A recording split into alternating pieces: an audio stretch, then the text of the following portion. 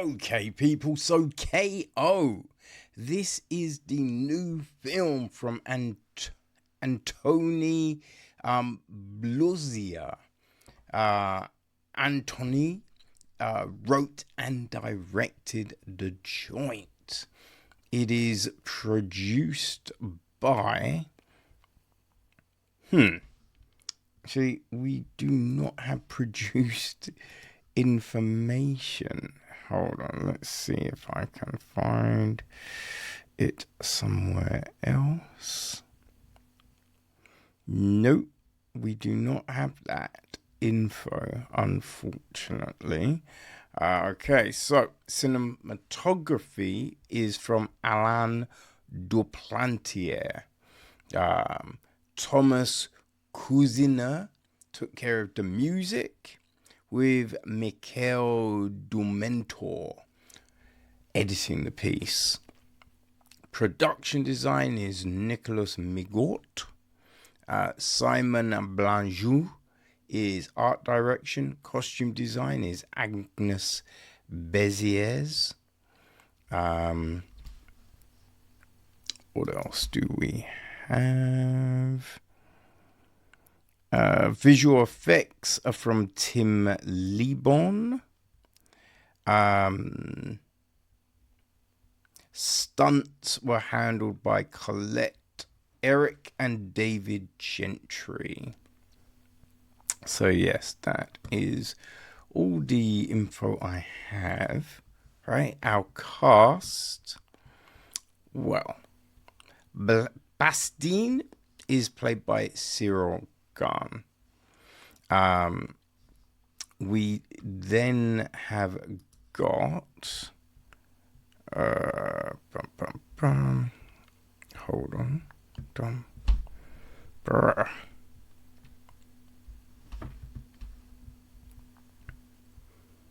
Okay, where is... Yes. So Kenza Alua is the police captain, and she is played by Alice Belaïdi. Oh, wait, I think I said this in the name. Bastien, he's played by Ciryl Gane, right? Did I say that? I cannot even remember, man. But yes, Kenza is played by Alice, right? We have got Bastien's... Well, his last MMA opponent is Enzo, who we do not have an actor listed for him, but his wife, Emma, is played by Anne Azoulay, right? Her son, Leo, is played by Maleaume Paquin. We then have got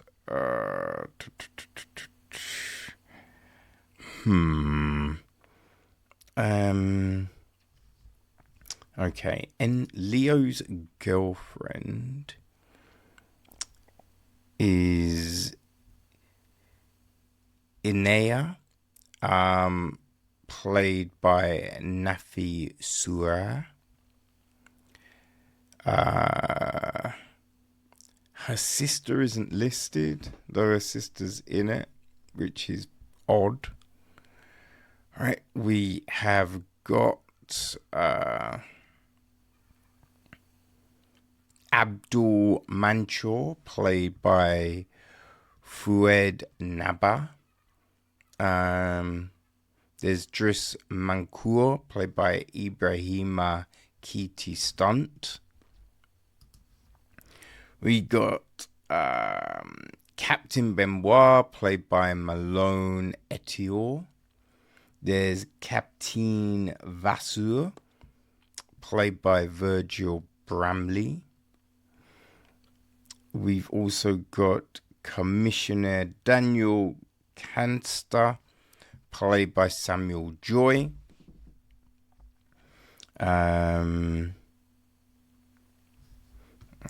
Who else do we have? I think that's our main lot of people. Well, it's the main lot that we have got listed.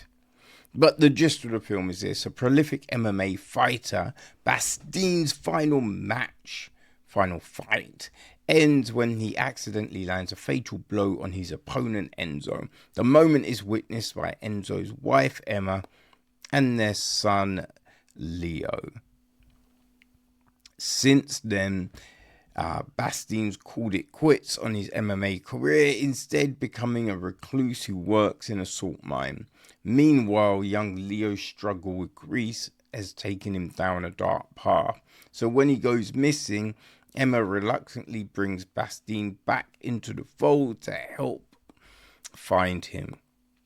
Bastien's determination leads him to combine forces with police chief Kenza, who's determined to find justice after Marseille's most violent gang murdered her brother. So yeah, that's the gist of the film, people. And Ciryl Gane, he had a small role in Den of Thieves 2, Pantera. And I believe he's got a large part in Cage, that Netflix series that dropped end of last year, about MMA.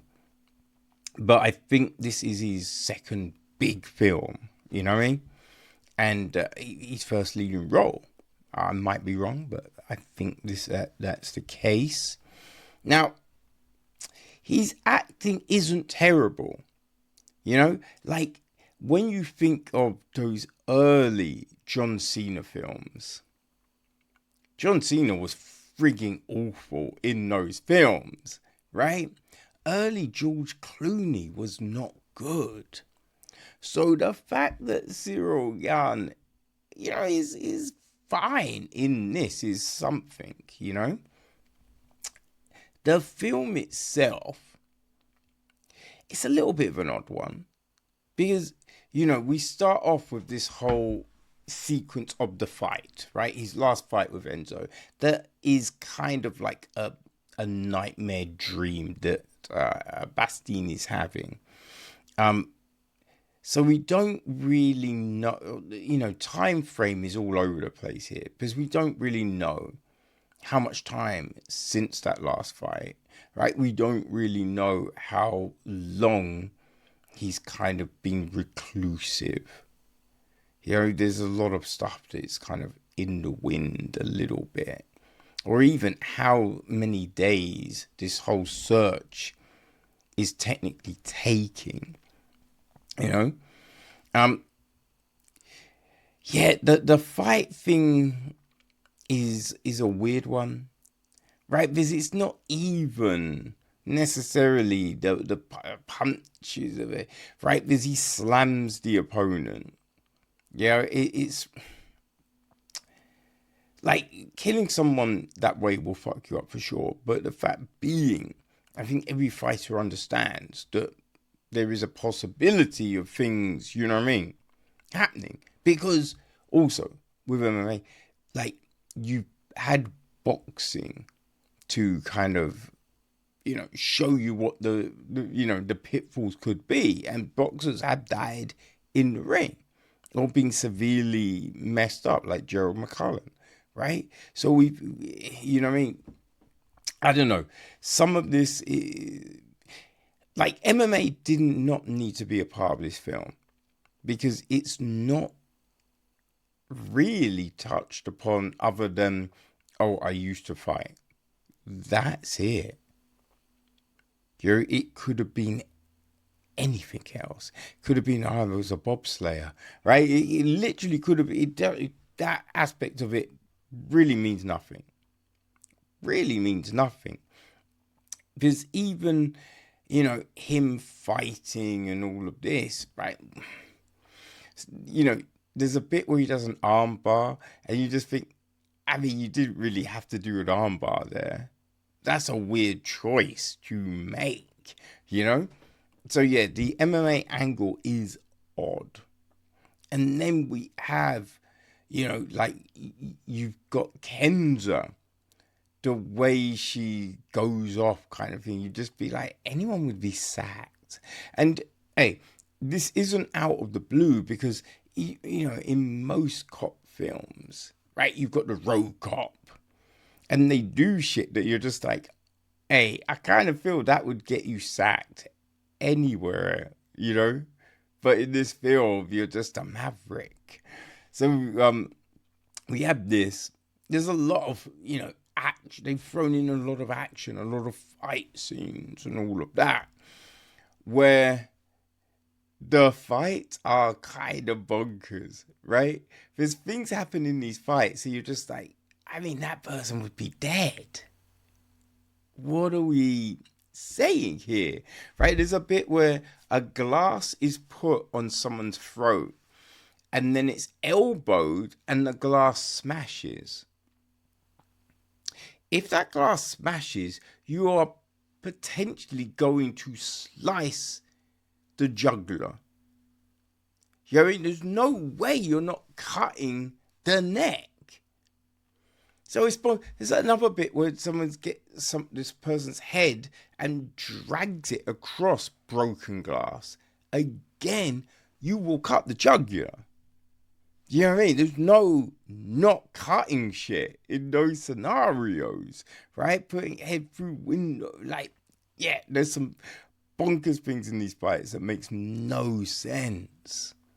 No sense whatsoever. You're just leaving a swathe of dead people, but supposedly there's not, which is, very odd. We then have this, just the setups are very weak, right? Someone spies and, sees some things, and you're just like, firstly, why are they spying? It didn't really make any sense, And then it's just, we see them hide it, and you're just like, wait, no one spotted that person, right? No one spotted that person. But then it's just the way this character acts after the fact, and then throughout the film, 1 minute they're crying all over the shop, and then they're getting all aggy, and you just think, in theory, someone's just telling them to shut the fuck up, right? You just do that. But yeah, this is one of those films, right, that I think if you enjoyed stuff like, what is it? Lesson Plan. Right, there was a film called a foreign film called Lesson Plan. If you like that, there's so many Eastern European films, and some of the Japanese, Chinese, Korean films also. If you like those action things, I kind of think you will like KO, It's just one of those things. It's not standout, right? You're not probably going to recommend this to your friends. I don't think you're even going to give this a second watch, right? It can pass the time when you haven't really got anything to do. You want something that you don't have to think about. It's one of those films. Also, kind of if you like stuff like Havoc, The Accountant 2, Den of Thieves, right? If you like those films, then I think this could play to you. I don't think you're going to be too mad. I think you could get some enjoyment out of it. G20. Just, there's been so many kind of dopey films that play into this type of thing. If you like those, you will enjoy the ride that is put forth with KO. We have paper thin character development and just characters in general. Yeah, there's no real depth across anything. It's superficial. There's a crazy bit of this fight. Someone gets beat up, but they kind of let themselves get beat up, and then they go crazy, and you're just like, yeah, this makes no sense. This is very odd, right? But yeah, if you enjoy a action flick that you do not have to think about, right? It will not set the world alight. If that's your kind of thing, then KO is for you. It's on Netflix. So yeah, you can watch it at your pleasure. That is KO.